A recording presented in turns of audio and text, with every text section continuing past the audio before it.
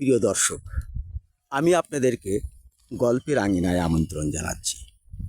আজকের অডিও গল্প ভুলো, রচনা ও উপস্থাপনা রবীন্দ্রনাথ ব্যানার্জি। গল্পটি যদি ভালো লাগে তাহলে একটি লাইক দিয়ে পাশে থাকবেন আশা করি। তাহলে শুরু করছি গল্প ভুলো। ভুলোর যে কি হয়েছে ভুলো তার নিজেই জানে না। স্কুলে যায় না, বই পড়ে না, কেবলই খেলা আর খেলা ছাড়া আর যেন তার কিছুই জীবনে নেই। ছাত্র হিসেবে ভালো না হলেও একেবারে খারাপ নয়, কিন্তু তার দোষ একটাই, পড়ায় মনোযোগ নেই। লেখাপড়ায় কোনো মজাই যেন সে পায় না।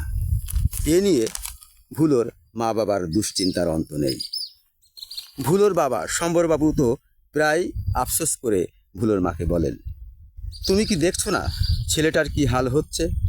আমার মনে হচ্ছে ওর লেখাপড়া হবে না। ভুলোর মা সান্ত্বনা দিয়ে বলেন, দুশ্চিন্তা করো না, সময় হলে সব ঠিক হয়ে যাবে। ছোট মানুষ তো, ছোট ছোট বলে আর কত সমঝাবে? এর মধ্যে যা হবার তা তো হয়েই যাবে। না না, হবে না। তুমি বুঝতে পারছো না, স্কুলেই যদি না যায়, বই যদি না পড়ে, তাহলে ওর ভবিষ্যৎ কি? মাস্টার মশাইরা আমাকে ফোন করে বলেন সে স্কুলে যায় না। স্কুলে যাবার নাম করে কোথায় যায়, কি করে? হ্যাঁ, আমিও শুনেছি সে স্কুলে না গিয়ে মাঠের ধারে বসে থাকে, খেলা করে, বাগানে গিয়ে গাছে ওঠে, আরও কত কি। আমি ওকে জিজ্ঞেস করেছি, তুই ক্লাস ফাঁকি দিস কেন? সে বলেছে ক্লাসের খটোমটো পড়া তার ভালো লাগে না। ওর নাকি কিছুই মনে থাকে না, বিরক্তি লাগে। বুঝলাম। আমাদের দেশের প্রায় সব স্কুলের পড়ানোর ব্যবস্থা তো একই রকম। ওকে কোন স্কুলে পড়াই বলো তো? তাছাড়া আমার সামর্থ্যের বিষয়টা তো দেখতে হবে। আচ্ছা, আমরা কি এভাবে লেখাপড়া শিখিনি? ভুলোর মা বললেন, আমার মনে হয় ওকে মনোরোগ বিশেষজ্ঞের কাছে নিয়ে যাওয়া দরকার। কেন পড়ায় মন বসে না? কেন তার পড়া মনে থাকে না? সে ভেবে দেখা যাবে। এখন ভুলোকে ডাকো তো, শুনি তার কথা। ভুলোকে খুঁজতে ওর মা বাইরে বেরিয়ে গেলেন।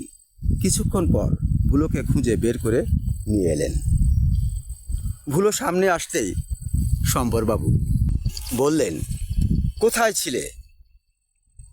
ভুলো অনায়াসে স্পর্ধিত কণ্ঠে বলল, খেলছিলাম। কেন? আমি আর পড়ব না, আমার কিছুই মনে থাকে না, আমার স্মরণশক্তি কম। ভুলোর উদ্ধত কণ্ঠে উত্তর শুনে শম্বরবাবু খুব রেগে গেলেন। কি বললি তুই? আর পড়বি না? আজ তোর একদিন কি আমার একদিন, তুই পড়িস কি না তা আজ আমি দেখব। কথাটা বলে তিনি একটি লাঠি দিয়ে ছেলেকে মারতে লেগে গেলেন। ভুলো মার খায় আর চিৎকার করে কাঁদে। শম্বরবাবু রীতিমতো খুব উত্তেজিত। এমন সময় বাইরে থেকে শোনা গেল কে যেন উচ্চস্বরে শম্বরবাবুকে ডাকছে। ভুলোর মা এগিয়ে গেলেন। দেখতে পেলেন বাইরে দাঁড়িয়ে আছেন বাংলার অবসরপ্রাপ্ত শিক্ষক অতীশবাবু। আসেন স্যার। অতীশবাবুকে দেখে শম্বরবাবু মারধর থামিয়ে দিয়ে থমকে দাঁড়িয়ে গেলেন। অতীশবাবু বললেন, এসব কি হচ্ছে শম্বর? শম্বরবাবু নিজেকে সামলে নিয়ে বললেন, কি বলবো স্যার, ছেলেটা বলছে সে আর পড়বে না, ওর নাকি স্মরণশক্তি কম। অতীশবাবু মৃদু হাসলেন, বললেন, শোনো শম্বর, মারধর করে কি জোর করে কাউকে লেখাপড়া করানো যায়? শিশুদেরকে লেখাপড়ায় উৎসাহিত করতে হয়, ওদেরকে আদর স্নেহ ভালোবাসা দিতে হয়। লেখাপড়ার মধ্যে আনন্দ আছে, এটা ওদেরকে বুঝতে দিতে হয়। আর শোনো, স্মরণশক্তি কারো কম নয়। স্মরণশক্তি অটুট রাখতে, অর্থাৎ পঠিত বিষয়ে মনে রাখতে নিয়মিত পাঠাভ্যাস গড়ে তুলতে হয়। আর এই পাঠাভ্যাস গড়ে তুলতে ওদেরকে সাহায্য করতে হয়।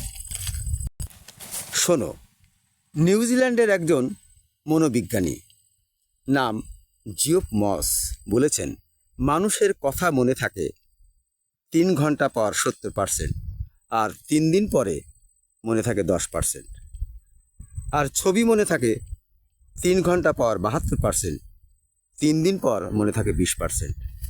কথা ও ছবি মনে থাকে 3 ঘন্টা পর 85%, 3 দিন পর মনে থাকে 65%।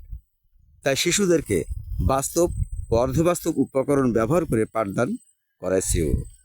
এতে শিশুরা পাঠ গ্রহণে আগ্রহী হয়, আনন্দ পায় এবং সে পাঠ মনেও থাকে। পারলে তোমার ছেলে ভুলোকে এরকম একটি স্কুলে ভর্তি করে দাও, দেখবে সে নিজে থেকেই স্কুলমুখী হবে এবং পাঠে মনোনিবেশ করবে। সম্বরবাবু হেসে বললেন, স্যার, আপনার সুন্দর উপদেশের জন্য আপনাকে ধন্যবাদ। দেখি আমার সাধ্যের মধ্যে এরকম একটি স্কুল কোথায় পাই।